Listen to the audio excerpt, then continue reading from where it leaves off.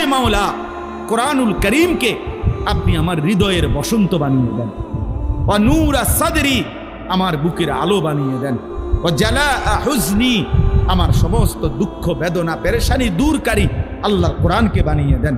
ওয়া যাহাবা হাম্মি, যাবতীয় অস্থিরতার দূরকারী কোরআনকে বানিয়ে দেন। কোরআনুল করিমের প্রতি মহব্বত জরুরি, কোরআনুল করিমের প্রতি আজমত বহুতই জরুরি, বহুতই জরুরি।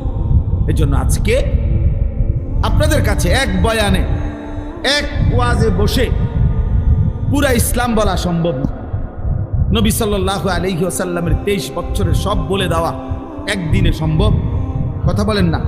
তাহলে আমি একটা বিষয় গুরুত্ব দিলাম, সেটা হলো এইখানে আজকে ঈদ পরবর্তী আলহামদুলিল্লাহ যে ভাইরা আছেন, অনেক নওজোয়ান ভাই, কিশোর ভাই, আমি তোমাদের কাছেও ভাইয়া বলি, অনুরোধ করি, আল্লাহর কোরআনকে পড়ো, কোনো না কোনো একটু সময়